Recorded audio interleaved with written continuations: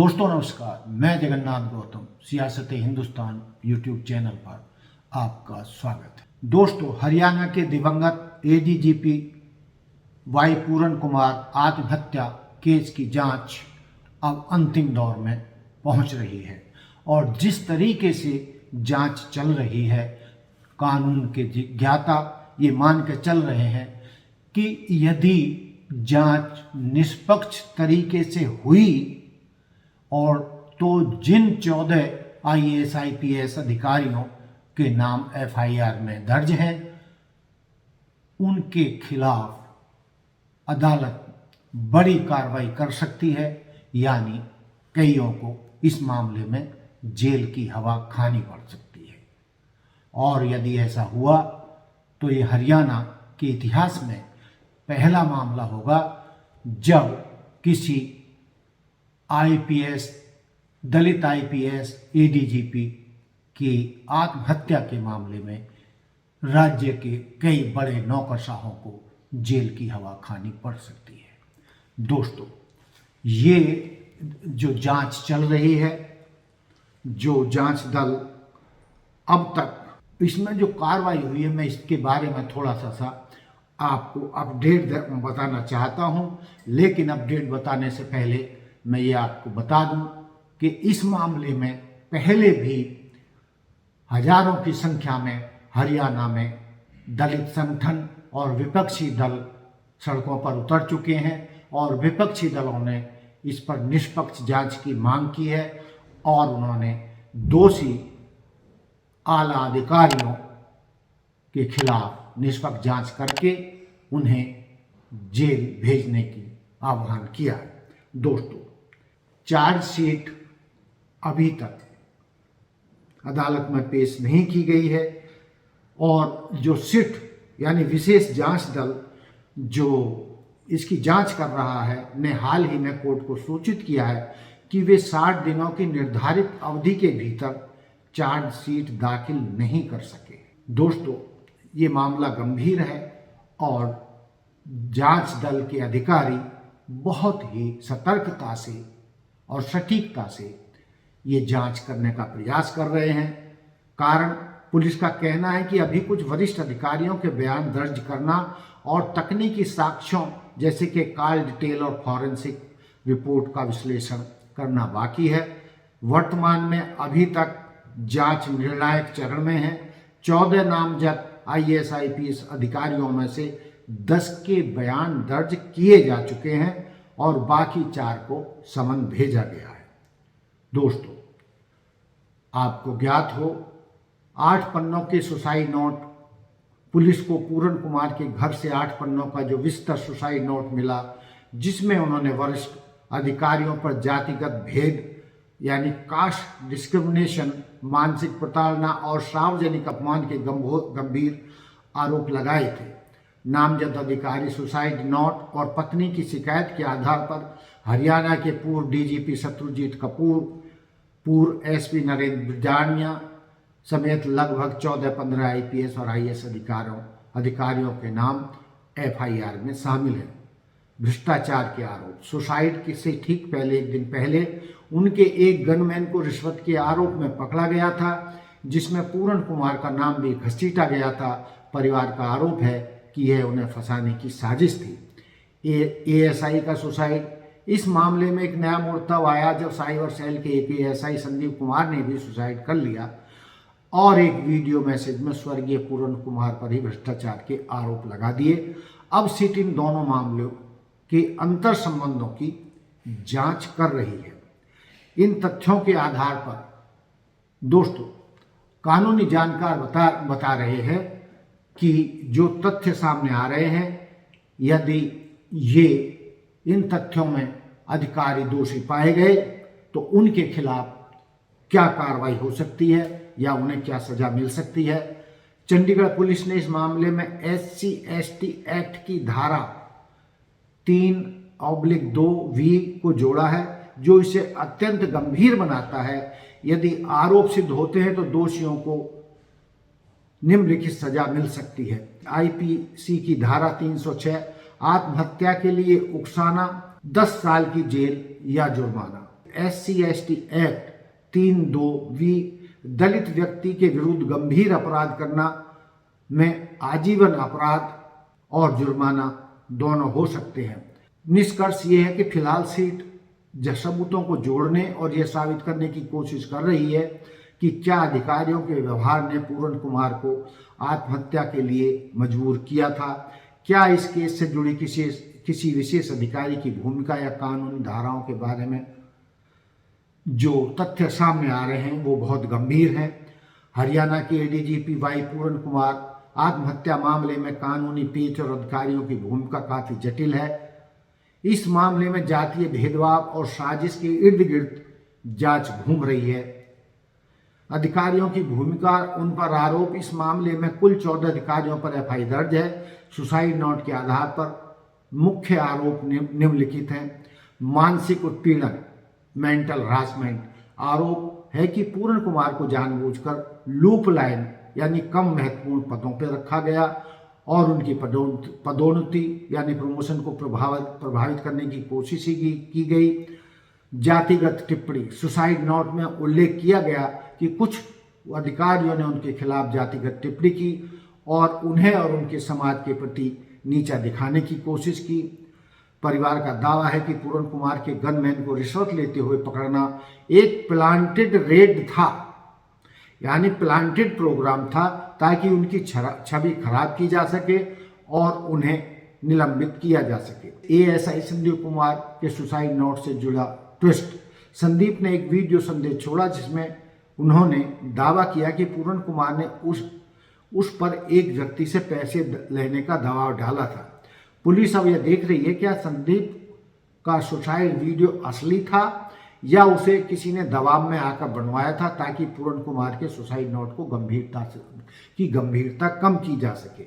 जो तथ्य सामने आ रहे हैं वो बहुत गंभीर हैं। हरियाणा के ADGP वाई पूर्ण कुमार आत्महत्या मामले में कानूनी पेच और अधिकारियों की भूमिका काफी जटिल है। इस मामले में जातीय भेदभाव और साजिश के इर्द गिर्द जांच घूम रही है। अधिकारियों की भूमिका, उन पर आरोप, इस मामले में कुल 14 अधिकारियों पर FI दर्ज है।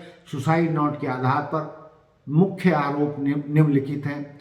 मानसिक उत्पीड़न, मेंटल हरासमेंट।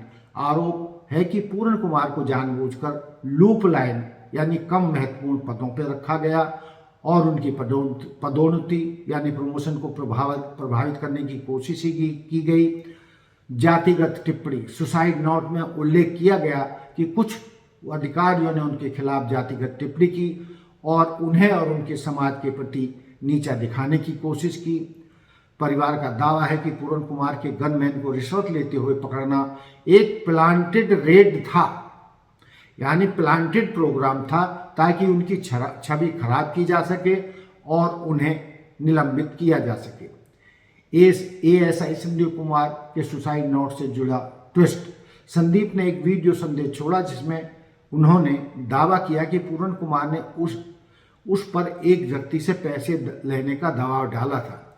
पुलिस अब यह देख रही है क्या संदीप का सुसाइड वीडियो असली था या उसे किसी ने दबाव में आकर बनवाया था ताकि पूर्ण कुमार के सुसाइड नोट को गंभीरता कम की जा सके। इस केस में SC/ST प्रिवेंशन एट्रोसिटीज एक्ट की धाराएं लगाने के कारण यह केस सामान्य आत्महत्या से अलग हो गया है और आरोपियों को मुश्किल में डालने वाला है। धारा 3(1)P और धारा 3(a)Q झूठी कानूनी कार्रवाई या गवाही के जरिए किसी SC/ST सदस्य को परेशान करना। धारा 300B यदि कोई व्यक्ति यह जानते हुए अपराध करता है कि पीड़ित SC/ST समुदाय से है तो उसकी सजा और भी सख्त हो सकती है। अब तक की पॉलिटिकल और एडमिनिस्ट्रेटिव प्रेशर, चूंकि आरोपी अधिकारी वर्तमान ऊंचे पदों पर हैं इसलिए गवाहों और सबूतों को जुटाने में सिट को कठिनाई का सामना करना पड़ रहा है। पूर्ण कुमार और संबंधित अधिकारियों के मोबाइल फोन और चैट्स की जांच चल रही है। इनकी रिपोर्ट आने में समय लग रहा है जिसके कारण चार्जशीट में देरी हो रही है। पूर्ण कुमार के परिवार ने मांग की है कि जांच हरियाणा पुलिस की बजाय CBI से कराई जाए क्योंकि उन्हें स्थानीय पुलिस पर निष्पक्षता का संदेह है। हालांकि हाई कोर्ट ने उनकी ये बात नहीं मानी थी। और निष्कर्ष और सजा की संभावना, यदि यह साबित हो जाता है कि अधिकारियों ने जानबूझकर ऐसी परिस्थितियां पैदा की जिससे पूर्ण कुमार के पास आत्महत्या के अलावा और कोई विकल्प नहीं बचा, तो धारा 306 आईपीसी के तहत जेल होना तय है। साथ ही SC/ST एक्ट के तहत उनकी संपत्ति कुर्क की जा सकती है और उन्हें आजीवन कारावास की सजा सुनाई जा सकती है। तो दोस्तों, जैसा कि आप जानते हैं, जिन हरियाणा सरकार के मुख्य आला अधिकारियों के नाम हैं, उनमें सत्यजीत कपूर, पूर्व DGP हरियाणा, आरोप है कि उन्होंने पूर्ण कुमार को मानसिक रूप से प्रताड़ित किया और उनके खिलाफ साजिश रची। नरेंद्र ब्रजानिया SP तत्कालीन रोहतक पूर्ण कुमार के गनमैन को रिश्वत के मामले में पकड़वाने और पूर्ण कुमार का नाम घसीटने के मुख्य आरोप। राजेश दुक्कल IPS अधिकारी, प्रताड़ना और कार्यस्थल पर असहयोग का आरोप। बबीता पूनिया IPS अधिकारी, सुसाइड नोट में इनका नाम प्रताड़ना देने वाले अधिकारियों की सूची में शामिल है। दोस्तों, स्वर्गीय पूर्ण कुमार ने अपने नोट में बहुत ही पॉइंट दर पॉइंट आरोप लगाए थे। सुनियोजित घेराबंदी, उन्होंने लिखा कि उनके गनमैन सतवीर को रिश्वत के फर्जी मामले में फंसाया गया ताकि पूर्ण कुमार को बदनाम किया जा सके। प्रमोशन में बाधा डालने के लिए उनकी ACR एनुअल कॉन्फिडेंशियल रिपोर्ट खराब करने की कोशिश की गई ताकि उन्हें ADGP से आगे प्रमोट न होने दिया जाए। जातिगत हीनता, उन्होंने लिखा कि मीटिंग्स और आधिकारिक चर्चाओं के दौरान उन्हें उनकी जाति के कारण अपमानित महसूस कराया जाता था और उनकी उपलब्धियों को नज़रअंदाज किया जाता था। दोस्तों, सिट की पूछताछ में हाल ही में इन सभी अधिकारियों को नोटिस जारी कर जांच में शामिल होने को कहा है। कुछ अधिकारियों ने कोर्ट से अग्रिम जमानत के लिए भी आवेदन किया था, लेकिन अभी तक उन्हें सफलता नहीं मिली है। क्योंकि पूर्ण कुमार खुद एक वरिष्ठ IPS अधिकारी थे, इसलिए उनके द्वारा लिखे गए सुसाइड नोट को कोर्ट में डाइंग डिक्लेरेशन के रूप में बहुत मजबूत साक्ष्य माना जा रहा है। SC/ST एक्ट, इस एक्ट के तहत यदि आरोप पत्र चार्जशीट दाखिल होता है तो आरोपी अधिकारियों को तुरंत जेल जाना पड़ सकता है, क्योंकि इस एक्ट में गिरफ्तारी से बचना लगभग नामुमकिन है। तो दोस्तों, कहने का तात्पर्य ये है कि चूंकि ये एक दलित ADGP के खिलाफ कास्ट संबंधी मामला है और उनके साथ जातिगत भेदभाव किया गया, उनको प्रताड़ित किया गया, उनके प्रमोशन तक रोकने के प्रयास किए गए, उनको सार्वजनिक रूप से मीटिंगों में जातिगत उनके समाज को, दलित समाज को अपमानित किया गया। तो इस आधार पर यदि SC/ST एक्ट के तहत अदालत ने कार्रवाई की तो दोस्तों ये एक बहुत बड़ा गंभीर मामला हो जाएगा और हरियाणा के इन आला IPS IAS अधिकारियों को जेल जाना पड़ सकता है, आजीवन कारावास हो सकता है और जुर्माना भी हो सकता है। यानी यदि निष्पक्ष जांच हुई तो कई आला अधिकारियों का भविष्य या उनकी नौकरी सब कुछ चौपट हो जाएगा, ऐसा जानकर मानकर चल रहे हैं। और सरकार ने इस मामले से एक तरीके से पल्ला झाड़ लिया है। यदि सरकार की इन अधिकारियों की पक्ष लेती है तो वो भी उसके लिए बहुत आसान नहीं होगा।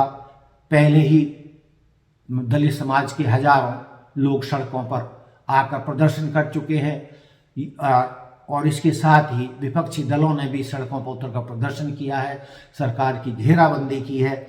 यदि ये सब निष्पक्षता से चलता रहा और यदि सरकार ने पक्षपात दिखाया तो सरकार को अपनी साख बचाना भारी हो जाएगा। उसे विपक्षी दल नहीं छोड़ेंगे, उसे हरियाणा के दलित संगठनों का भी आक्रोश का सामना करना पड़ेगा। इसलिए माना यह जा रहा है कि सरकार इस मामले में निष्पक्ष रहने का प्रयास करेगी और उसने सारा मामला अदालत पर छोड़ दिया है और जो सिट जांच करेगी उसी के आधार पर इन आरोपित आला अधिकारियों का भविष्य निर्भर है। अब देखना ये है कि कब इस केस की चार्जशीट दाखिल होती है, और एक बार चार्जशीट दाखिल हो गई तो SC/ST एक्ट के तहत आरोपी अधिकारियों का जेल जाना लगभग तय है और उन्हें आसानी से जमानत भी नहीं मिलेगी।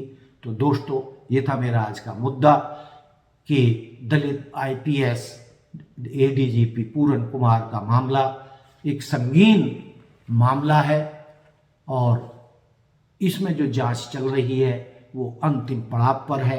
10 अधिकारियों के बयान दर्ज हो चुके हैं, 4 के और बाकी हैं, और सिट के अधिकारियों के अनुसार चार्जशीट वो जल्दी ही दाखिल कर देंगे, और जैसे ही चार्जशीट अदालत में दाखिल होगी तो SC/ST एक्ट के तहत इन सभी आरोपित अधिकारियों जिनके नाम FIR दर्ज है उनके खिलाफ कार्रवाई होना तय है, और कार्रवाई का मतलब जेल जाना।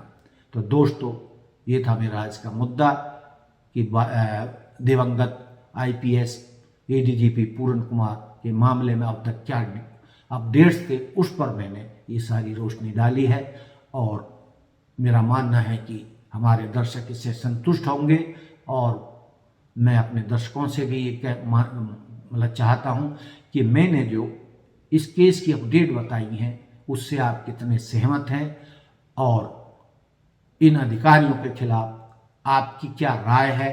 क्या दिवंगत IPS पूरन कुमार को न्याय मिलना चाहिए या नहीं, और न्याय मिले तो कैसे मिले, और नहीं मिला तो क्या होगा। इन सब मुद्दों पर आप हमें अपने कमेंट्स लिखकर भेज सकते हैं। इसी के साथ मैं अपनी बात समाप्त करता हूं। जय हिंद, जय भारत, जय संविधान, नमस्कार। दोस्तों, देखते रहिए सियासत Hindustan. Like, subscribe and share. धन्यवाद।